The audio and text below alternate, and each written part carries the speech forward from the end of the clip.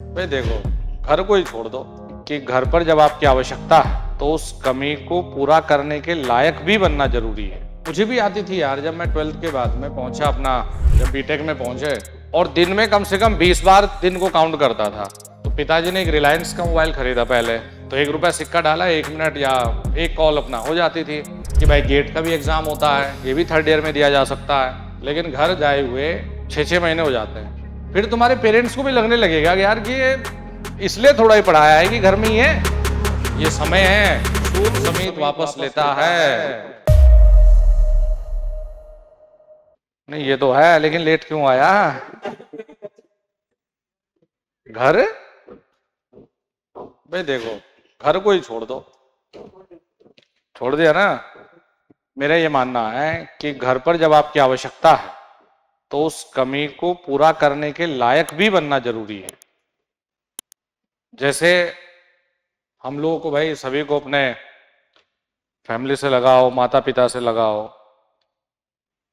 होता है, जेन्युइन है और होना भी चाहिए। क्योंकि माता पिता का एक ऐसा रिश्ता है जिसमें कोई शर्त नहीं है, कंडीशन नहीं होता है ना। अदरवाइज ज्यादातर रिश्तों में कुछ ना कुछ कंडीशन है, शर्त है।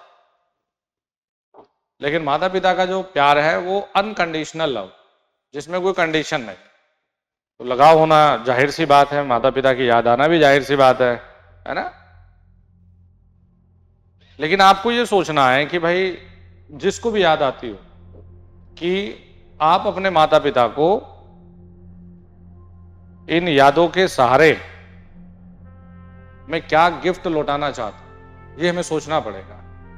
मुझे भी आती थी यार, जब मैं 12th के बाद में पहुंचा अपना, जब बीटेक में पहुंचे, तो 10th तक तो ये हालत थी, 12th तक, कि भाई सुबह अगर स्कूल पहुंचे और आने का समय निर्धारित है कि 12 बजे पहुंच जाएगा, भाई 1 बजे छुट्टी हो जाएगी, तो घर आ गए तो बढ़िया, नहीं तो माताजी परेशान हो जाती थी, भाई कहाँ रह गया अपना। रास्ते पे बाहर निकल के गांव से वेट करने लग जाती थी कि पता नहीं क्या दिक्कत होगी, मेरा बेटा नहीं आया। और मेरी माताएं नहीं, सभी की माताएं इतना ही प्यार करती है। तो जब मैं बीटेक करने बाहर गया, ये हालत थी कि मैं दिन गिना करता था, ये आज सोमवार है, और दिन में कम से कम 20 बार दिन को काउंट करता था, 1 घंटे के बाद में कि यार सोमवार था, आज भी यही रहना है, फिर मंगलवार है, फिर बुधवार है, यार फिर शुक्रवार भी है, फिर शनिवार को देखूंगा यार ना, घर जाना है। तो ये सिलसिला अपना जारी रहा। जब लोगों से जाके इंटरेक्शन शुरू हुआ, जाना आना, मिलना हुआ कि भाई लाइफ क्या है, बहुत सारे फेलियर लोगों से मिलना हुआ, बहुत सारे जो हमारे सीनियर रहे, जो टॉपर्स रहे भाई, जिन्हें सफलता की मूर्ति कहा जाता था, भाई उन लोगों से मिलना जुलना हुआ। 3rd ईयर में जाते जाते ये समझ में आ गया था कि यार घर जाने की बजाय, 2 दिन बर्बाद करने की बजाय, अगर मैं फेल होता हूं और घर ले जाकर ये रिजल्ट दूंगा कि भैया मैं फेल हो गया, तो यार हमारी माताजी पिताजी में तो पहाड़ टूट जाएगा। तो इससे बढ़िया एक ये कर लेते हैं कि भाई थोड़ा यादों पे कंट्रोल करते हैं। तो 3rd ईयर में जाके शुरुआत से मैंने कसम खाई कि कम से कम घर जाना करूंगा और उस समय का यूटिलाइज अपने पढ़ने में करूंगा। मोबाइल थे नहीं, तो पिताजी ने एक रिलायंस का मोबाइल खरीदा पहले, मोटरोला करके एक बड़ा सा आता था, सिम विम नहीं लगता था इसमें, वो खरीदा भाई, वो घर में था। मैं जब कॉलेज से आता था तो आते ही रास्ते में ही सिक्के डाल के एसटीडी पे बात करने वाला हुआ करता था। तो 1 रुपया सिक्का डाला, 1 मिनट या एक कॉल अपना हो जाती थी। तो मुश्किल ही ऐसा कभी हुआ हो कि मैंने उसमें 2 सिक्के डाले। एक सिक्का डाला, बस क्या बात थी, मम्मी मैं ठीक हूं, बढ़िया हूं, और मैंने खाना वाना खा लिया, आप टेंशन मत लेना। मतलब मेरे डेली लाइफ में 1st ईयर में यही सेंटेंस था, 2nd ईयर में यही सेंटेंस था।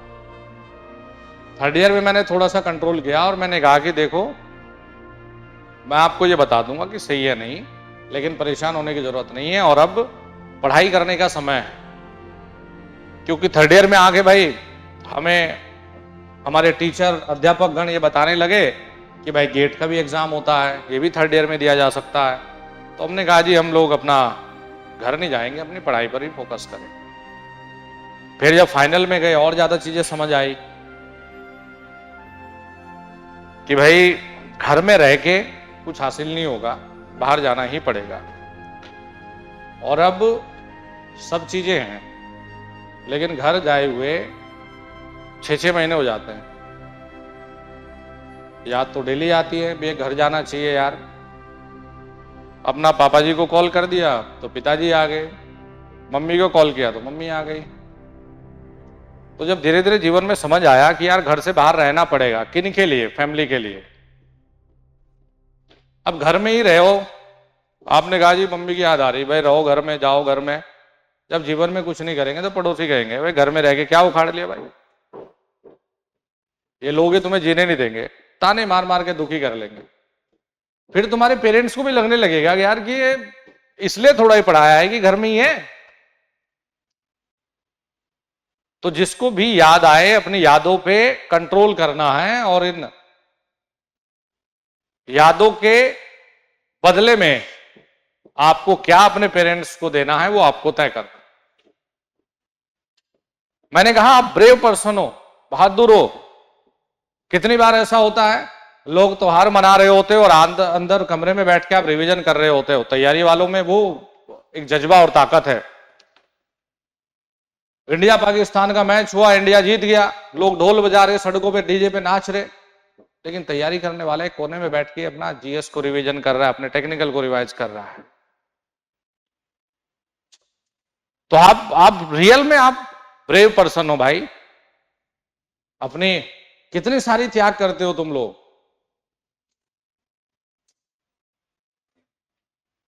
शादी में तुम्हें भी जाना था भाई, घूमना फिरना तुम्हें भी था।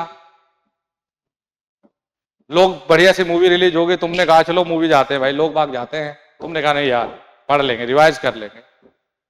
तो ये विशेषता है। देख वो हंस रहा कि सर मैं तो जाता हूं, तो भी वो जाने वाली कैटेगरी में है। मैं बात कर रहा हूं जो रियल पर्सनैलिटी है, जो तैयारी में जी रहा है। एक होता है तैयारी करना, एक होता है तैयारी को जीना। जो तैयारी में जी रहा है भाई,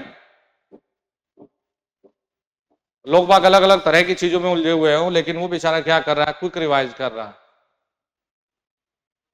लोग बाग 11 दोस्तों के साथ अपना पार्टी कर रहे हैं, वो क्या कर रहा है बेचारा, न्यूमेरिकल सॉल्व कर रहा है।